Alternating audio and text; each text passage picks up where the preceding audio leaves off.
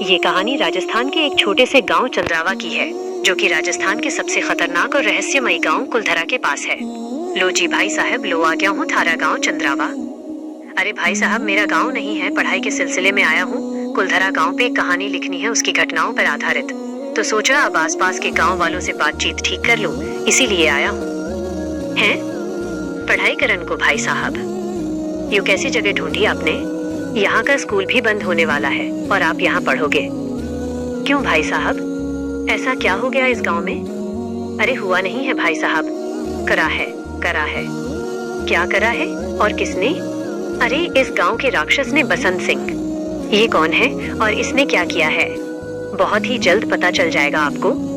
बस एक मशवरा देता हूँ कि बसंत सिंह से दूर रहना। चलो जी, जय राम जी की चलता हूँ। रघुवीर कुछ नहीं बोलता और बस रिक्शा वाले को पैसे देकर वापस चला जाता है। ये गांव इतना बेजान सा क्यों पड़ा है? रघुवीर चारों ओर नजर घुमा के देखता है। अगर उसे कुछ दिखता तो वो थी गरीबी और कोई मजबूरी जिसे वो समझ नहीं पा रहा था। रघुवीर तभी एक चाय की टपरी के सामने से गुजरता है, जहाँ से 15-16 साल का लड़का दौड़ता हुआ अचानक बाहर आता है और रघुवीर की टी शर्ट की बाजू पकड़ लेता है। भाई साहब, आइए ना हमारी दुकान पे। भाई साहब, बहुत ही अच्छी चाय पिलाऊंगा, आइए ना भाई साहब। अरे बच्चे, अरे नहीं पीनी मुझे चाय भाई। अरे भाई साहब, पर एक बार आके तो देखिए ना। चलो, चला ही जाता हूँ, क्या पता इसे ही कुछ पता हो। अच्छा भाई, अच्छा, ठीक है, चलो। राजू के चेहरे पर एक लंबी सी मुस्कान आ जाती है और वो उसे एक टूटी सी कुर्सी पर बिठा देता है। बैठो भाई साहब, मैं बस 5 मिनट में आपकी चाय लाया। अरे रुको बेटा, इधर बैठो पहले। हाँ जी भैया, बताओ। अच्छा एक बात बताओ, ये इस गांव की ऐसी हालत क्यों है भाई? मतलब? मेरा मतलब ये कि यहाँ हर दुकान, हर घर की इतनी बुरी हालत क्यों है? भाई साहब, अब ऐसा गांव में कोई अमीर तो रहता नहीं है, सब गरीब ही रहते हैं, तो घर तो फिर ऐसे ही होंगे ना। अच्छा, ऐसे हैं या बसंत सिंह ने किए हैं? राजू चौंक कर उसकी ओर देखता है। आपको पता है उसके बारे में? नहीं, नाम सुना है बस, पर ये नहीं पता कि वो है कौन और उसने इस गांव की हालत ऐसी कैसे की। तुम्हें पता है क्या? अब भाई साहब, इस बालक को क्या पता? रघुवीर पलटकर जयसिंह की ओर देखता है। राजू दौड़कर जयसिंह के पास चला जाता है। बाबू देखा, मैंने कही थी ना कि एक ग्राहक तो जरूर लाऊंगा। शाबाश। नमस्ते भाई साहब, खम्मा घनी भाई साहब। हाँ जी भाई साहब, अब बताओ कैसे आना हुआ इस निर्भाग गांव में? मैं असल में अपनी पढ़ाई के सिलसिले में आया हूँ। कैसी सी पढ़ाई? मतलब यहाँ पास में कुलधरा गांव है ना, उस पर एक कहानी लिखनी है मुझे। जय सिंह थोड़ी सी अजीब निगाहों के साथ उसे देखता है। कुलधरा के बारे में? जी, बात यह है कि ज्यादातर लोग उस गांव के आसपास आने से भी डरते हैं। हाँ, मैं जानता हूँ, मेरी दादी ने मुझे उस गांव की कहानी बता रखी है। तो फिर आप यहाँ क्यों आए? उस गांव में कोई रहता नहीं है, तो सोचा कि आसपास के गांव वालों से बातचीत करूं, और जब देखा तो सबसे करीब गांव यही था। लेकिन यहाँ आके देखा तो कहानी कुछ और ही निकली। दादी तो मुझे ये बताती थी कि ये काफी सशक्त गांव है, पर यहाँ तो बहुत बुरा हाल है। चलो, पहले तो मुझे ये बताओ कि आपको कुलधरा के बारे में क्या क्या पता है, और फिर मैं इस गांव के बारे में बताता हूँ। दादी ने तो मुझे ये बताया था कि जब कुलधरा में पालीवाल ब्राह्मण बसा करते थे, सब सही चल रहा था। लेकिन फिर वहाँ एक बार सलीम सिंह आया, जो जैसलमेर का प्रधानमंत्री था, बहुत ही ज्यादा अमीर और राजनीतिक रूप से मजबूत। और जब वो आया तो उसे गांव के प्रधान की बेटी पसंद आ गई और उसने ठान लिया कि वो उसको पाके रहेगा। लेकिन सभी गांव वालों को पता था कि सलीम सिंह कैसा इंसान है, तो गांव के प्रधान ने उसे सबके साथ मिलकर मना कर दिया। लेकिन जैसे ही मना किया तो ये बात उसके दिल पर लग गई और उसने धमकी दे दी सभी गांव वालों को कि अगर उसकी शादी उस लड़की से ना हुई तो वो सभी गांव वालों को मार देगा। यह सुनकर सभी गांव वालों ने फैसला लिया कि वो गांव छोड़ देंगे, लेकिन अपनी लड़की को उसको कभी नहीं देंगे। एक रात में पूरा गांव खाली हो गया। अगले दिन जब सलीम सिंह आया तो उसे एक इंसान भी नहीं दिखा, ना किसी के घर पर कोई भी सामान, और आज तक किसी को पता नहीं चल पाया कि वे लोग कहाँ गए और एक रात में पूरा गांव कैसे खाली हो गया। जब वे गांव से जा रहे थे तो उन्होंने उस गांव को श्राप दिया कि कोई भी उनके इस गांव में कभी भी नहीं रह पाएगा। तो जो भी आता उसके साथ अजीब अजीब चीजें होने लगती और वो डर के वापस चला जाता। हाँ, बस कुछ ऐसी ही कहानी है इस गांव की भी। यहाँ भी आया है एक सलीम सिंह जैसा राक्षस, अमीर और ताकतवर, जिसने आते ही इस गांव की दुर्गति कर दी। हाँ, मैंने सुना है उसके बारे में, पर उसने ऐसा किया क्या है और क्यों? क्योंकि वह गांव पर कब्जा करना चाहता है। सबके घर हटाकर यहाँ अपनी फैक्ट्रियां बनवाना चाहता है। पहले बसंत ने पानी की सप्लाई कटवाई, फिर पूरे गांव का राशन रुकवा दिया। सरकार से पास हुए स्कूल, सड़क के काम भी उसने रोक दिए।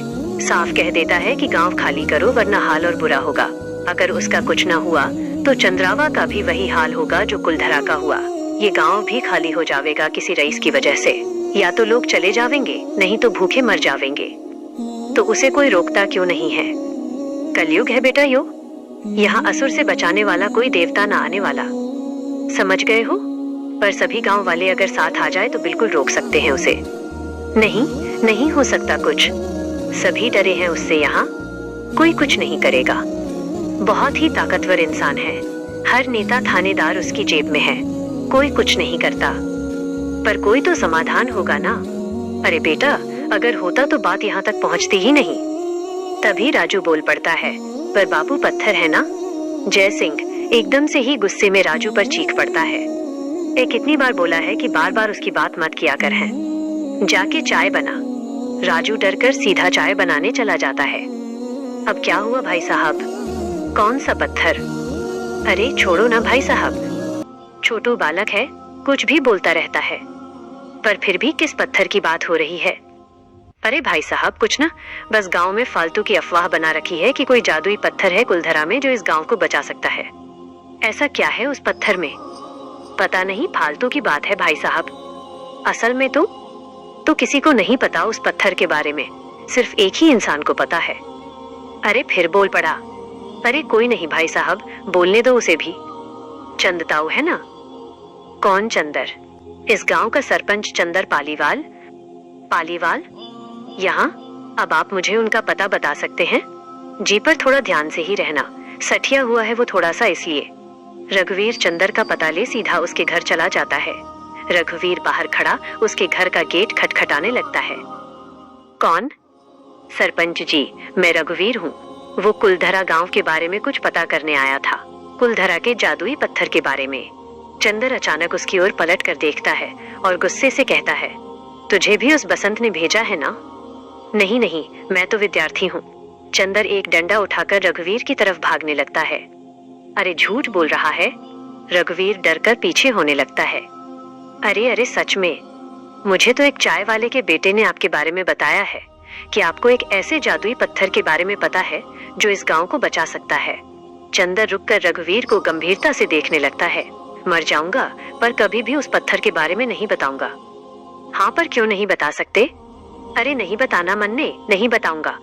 अब देखिए, मैं यहाँ बस कुलधरा की कहानी जानने के लिए आया हूँ। मेरा और कोई मकसद नहीं है। अरे मुझे परवाह नहीं है थारी कहानी वहानी की। इस गांव में किसी का भरोसा नहीं है। कौन उसके साथ मिला हुआ है, और अगर उसे इस पत्थर के बारे में पता चला और अगर उसके हाथ ये लग गया तो समझो पूरा गांव खत्म। थारी कहानी के चक्कर में मैं अपने पूर्वजों को दिया वचन नहीं ठुकराने वाला। हाँ, अब उनका अब इन सभी चीजों से क्या लेना देना? वो तो अब है भी नहीं। अरे वे सब यही है, सब देख रहे हैं। मुझे मत सिखा। गांव वालों के वजूद का सवाल है और आप सरपंच होने के बावजूद भी अपने पूर्वजों का अभिमान पकड़ के बैठे हैं। रघुवीर और चंदर बात कर ही रहे होते हैं कि तभी किसी के जोर जोर से चिल्लाने की आवाज उन्हें आने लगती है। दोनों बाहर दौड़ते हुए आते हैं। रघुवीर और चंदर जैसे ही जयसिंह को बसंत सिंह की जीप से बंधा हुआ देखते हैं, दोनों का दिल एक पल के लिए डर से थमसा जाता है। वो दौड़कर बसंत के पास जाते हैं। अब सिंह साहब के हो गया सिंह साहब? अरे ये 2 कौड़ी का चाय वाला मुझसे अकड़ के बात कर रहा था। अरे गरीब आदमी है सिंह साहब, इसका छोरा भी छोटा है। छोड़ दो, भगवान के वास्ते छोड़ दो। अरे मैंने एक तो इसकी दुकान पे चाय पी और मुझसे पैसे मांग रहा था। मैंने मना किया तो मुझसे अकड़ दिखा रहा है कि पैसे तो देने पड़ेंगे। अब इसे मैं बताता हूँ। माफ कर दो मालिक, माफ कर दो, आगे से ना होगा। छोड़ दो मालिक। छोड़ दूंगा पर एक शर्त पे, गांव खाली करवा दे। रघुवीर की आंखें जो ये सब देख रही थी, उसे भरोसा ही नहीं होता। और तभी उसकी नजर भीड़ में खड़े जयसिंह के बेटे राजू पर जाती है, जो बस सर झुकाए सहमा हुआ आंसू बहा रहा होता है। राजू? तभी बसंत सिंह अचानक जीप तेजी से चलाकर जयसिंह को घसीटते हुए आगे निकाल ले जाता है। सरपंच वहीं बेबस खड़ा जयसिंह की चीखें सुनता रहता है। राजू को इस तरीके की बेबसी से रोता देख मानो रघुवीर के पूरे बदन में आग सी लग जाती है। सरपंच चुपचाप अपनी चारपाई पर बैठा सामने की खाली दीवार को निहार रहा था। तभी रघुवीर वहां आ जाता है, उसका चेहरा गुस्से से लाल। अभी भी कुछ नहीं बोलोगे आप? सरपंच नीचे सर झुका लेता है। अरे उसे घसीटता हुआ ले गया वो, उसके बेटे के सामने। आपने देखा था उसको कैसे डर से कांप रहा था, वो कैसे सिसक सिसक कर रो रहा था। उस पर भी जरा सी दया नहीं आ रही क्या आपको? अरे ये राक्षस यूं ही सबके परिवार के सदस्यों को लेके जाता रहेगा। आप पालीवाल ही हो ना? चंदर उसकी तरफ पलट कर देखता है। आप तो भली भांति समझते हो कि बेघर होना क्या होता है। आपके पूर्वजों ने तो बताया ही होगा। तो क्यों नहीं मदद कर रहे हैं आप इन गांव वालों की? पता क्यों नहीं देते कि वो पत्थर कहाँ है? चंदर अपना सर झुका लेता है और एक गहरी सांस लेता है। जब सभी पालीवाल ब्राह्मणों ने श्राप दिया था कुलधरा को, तब उन्होंने वहां एक मायावी पत्थर रखा था। उस श्राप की ताकत उस पत्थर में है जो सबको वहां से दूर रखती है। तो अगर वो पत्थर हम ले आए तो शायद हमें उससे छुटकारा मिल सकता है, शायद। पर वो पत्थर है कहाँ? गांव के सबसे पुराने रक्षक के पास। उसके दिल में चमकता है पालीवालों का वो शाह। आपको पता है मतलब वो जगह कहाँ है? हाँ, तो चलो ना, मैं भी चलता हूँ आपके साथ। अरे मैंने कह दिया ना कि मैं नहीं जाऊंगा। मुझे किसी पे भरोसा नहीं है। क्या पता तुम भी उसके साथ ही मिले हुए हो।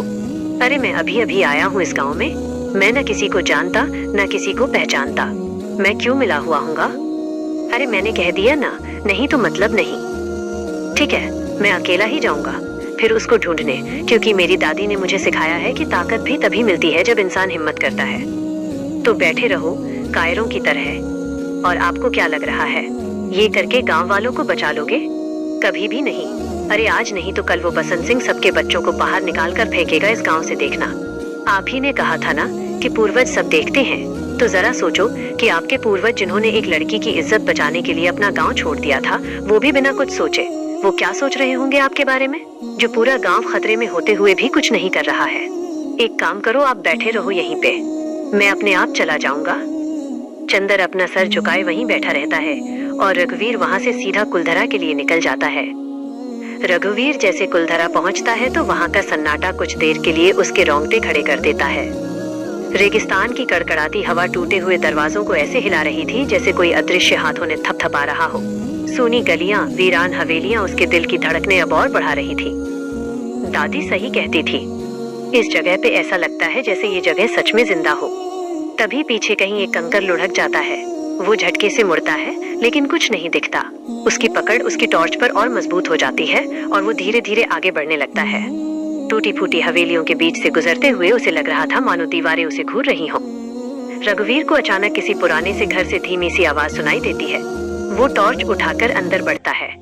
जैसे ही वो दहलीज पार करता है, जमीन अचानक टूटती है और रेत उसे नीचे खींचने लगती है। उसकी टॉर्च दूर गिर जाती है। अरे बचाओ, अरे बचाओ, बचाओ। अचानक बाहर से एक मोटी रस्सी फिसलते हुए उसके पास आती है।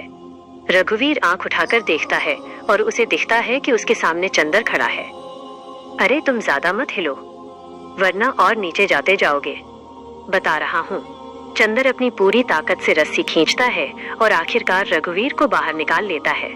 रघुवीर चंदर को देखकर चकाचौंध हो जाता है। आप आ गए? एक तो मैं सरपंच और ऊपर से पालीवाल ब्राह्मण, तो आना तो था ही। चंदर अपनी जेब से एक पीला पड़ चुका नक्शा निकालता है। ये क्या है? अरे क्या क्या है? नक्शा है इस गांव का, मेरे दादा ने मारे को दिया था और कहा था कि इसे अपने पास रख, एक दिन तुझे इसकी जरूरत पड़ेगी। पता नहीं मैं ही कैसे भूल गया, जब तेरी बात सुनी तब याद आए वो शब्द। अब चल मारा गांव बचा ले, चल। सरपंच और रघुवीर रात के अंधेरे में अपनी मंजिल की ओर बढ़ने लगते हैं और थोड़ी देर बाद ही सरपंच एक टूटे दरवाजे के सामने आकर रुकता है जिस पर कुछ लिखा हुआ है। सरपंच जाकर उन अक्षरों पर लगी धूल हटाता है। वहां लिखा होता है मुखिया। मुखिया? अरे कहा था ना, गांव सबसे पुराने रक्षक के पास है। मुखिया की हवेली में अगर पत्थर है तो कहाँ? रघुवीर और चंदर अंदर जाकर पूरी हवेली छानने लगते हैं और तभी एक अंधेरे कमरे में उनका पांव जमीन के खोखले टुकड़े पर पड़ता है। ये फर्श अंदर से खोखला है। अरे मारे पास आना कोई एक बार। रघुवीर वो लकड़ी हटाता है। अंदर एक छोटी लोहे की संदूक जैसी जंग खाई हुई चीज छुपी हुई होती है। चंदर कांपते हाथों से उसे खोलता है।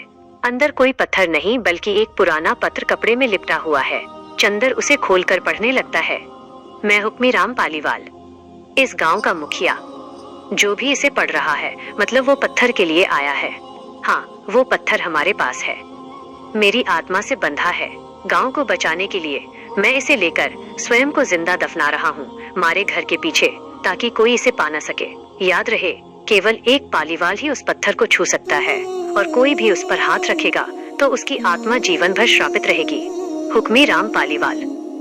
ये पढ़ते ही दोनों घर के पीछे वाली बंजर जगह पर चले जाते हैं और दोनों को आसपास जो भी औजार मिलता है उससे वो खुदाई शुरू कर देते हैं। कुछ ही देर में एक पत्थर की सिल्ली उन्हें दिखाई देती है। रघुवीर जैसे ही उसे उठाता है, नीचे हुक्मी राम पालीवाल का कंकाल होता है। उनके सीने के पास एक काला भारी ऊर्जा से भरा पत्थर रखा उन्हें दिखता है। रघुवीर चंदर की ओर देखने लगता है। चंदर कांपते हाथों से वो पत्थर उठाता है, उसे कुछ नहीं होता। सरपंच पत्थर का एक छोटा हिस्सा तोड़कर बाकी वापस मुखिया के मृत शरीर के पास रख देता है और उनके सामने हाथ जोड़ लेता है। हिम्मत देना और हमेशा यूं ही हम पर दया दृष्टि बनाए रखना हमारे पूर्वजों। दोनों उन्हें फिर से दफना देते हैं ताकि वह ग्राम रक्षक के रूप में अपना काम करता रहे। और आखिरकार चंदर और रघुवीर उस पत्थर को लेकर सीधा मुखिया की हवेली के सामने पहुंच जाते हैं। बसंत बाहर आ। बसंत सिंह, देख तेरा अंत लेकर आए हैं हम। बसंत आंखें मसलता अपने छज्जे पर आता है। अरे ओ सरपंच, क्या हो गया बे? क्यों रात को दिमाग खराब कर रहा रे? तुझे चेतावनी देने आया हूँ और बस एक ही बार दूंगा कि निकल जाए यहाँ से। हंसी, अच्छा नहीं तो क्या करेगा बे बुढ़े? अरे नहीं जाएगा, नहीं जाएगा, नहीं। हंसी, बता बता क्या करेगा, बता। सरपंच पत्थर को कांपते हाथों में लेकर धीरे से मंत्र जैसे शब्द फुसफुसाता है। जिसने भी इस गांव को गलत नजर से देखा या इसे हड़पना चाहा, उसे मिट्टी में इतनी गहराई तक दफना दो कि कोई उसे कभी ढूंढ भी न पाए। धरती बिजली की तरह कांपने लगती है और हवेली में दरारें पड़ने लगती हैं। उसका आलीशान बंगला ऐसे नीचे धंसता जाता है जैसे रण का इकलौता फूल माटी की आंधी में जमीन के अंदर धंसता जा रहा हो। पूरी हवेली देखते ही देखते धड़ाम से नीचे धंस जाती है। बसंत चीखता है और पल भर में ही उसकी हवेली उसके गुरूर और उसके साथ रेत में समा जाती है। और तभी सूरज अपनी जगमगाती किरणों के साथ देखते ही देखते गांव वालों की आंखों में चमक उठता है। रघुवीर अपना बस्ता तान कर घर से निकल ही रहा होता है कि तभी चंदर वहां आ जाता है। हो गई तैयारी वापस जाने की? जी, और जो कहानी लिखने आया था कुलधरा पे, वो लिख तो ली, पर ये कहानी अब सिर्फ कुलधरा की नहीं है। यह कहानी अब चंद्रावा की भी बन चुकी है। ये कहानी बन चुकी है उन पूर्वजों की जो अपने जाने के बरसों बाद भी अपनी पीढ़ियों की रक्षा कर रहे हैं, जिन्हें हम शायद भुला चुके हैं, लेकिन वो हमें नहीं भूले। यहाँ पत्थर बन के आए तो कहीं किसी बच्चे के रूप में, कहीं किसी पेड़ के रूप में, तो कहीं किसी पक्षी के रूप में, पर वो हमारे साथ है जरूर। मुझे लगता था कि ये सभी बातें फिजूल की हैं, कि हमारे पूर्वज हमें देख रहे हैं या हमारी रक्षा करते हैं, लेकिन यहाँ आके पता चला कि कुछ कहावतें सच भी हो सकती हैं। चलो, कम से कम हमने तुम्हें कुछ तो दिया, अब भले ही कहानी ही सही। अब चलो आ जाओ भाई, गांव वाले बाहर थारा इंतजार कर रहे हैं। चलो। चंदर बाहर निकलते ही देखता है कि सभी गांव वाले वहाँ इकट्ठा हुए हैं। तुम्हारा धन्यवाद हम कैसे करें ये हम खुद नहीं जानते बेटा। काश उस वक्त कोई तुम जैसा कुलधरा में भी होता। अरे तुम तो राम बन के आए हो, जिसने हमें इस गांव के रावण से मुक्त करवा दिया। तुम्हारा बहुत बहुत धन्यवाद बेटा। पर थारे ने किया क्यों हम सबके लिए ये सब? मेरी दादी कहती थी कि कायर वो नहीं जो जुल्म सहे, बल्कि कायर वो है जो जुल्म होता देख कर भी मुंह मोड़ ले। पहले तो मैं बस अपनी कहानी के लिए ही यहाँ पर आया था, पर जब मैंने आपके बेटे की आंखों में वो बेबसी देखी जब वो बसंत आपको घसीटते हुए ले जा रहा था, तब मुझसे और नहीं सहा गया, क्योंकि मैं कुछ भी हो सकता हूँ पर कायर नहीं हो सकता। सभी गांव वाले रघुवीर के लिए जोर से तालियां बजाने लगते हैं।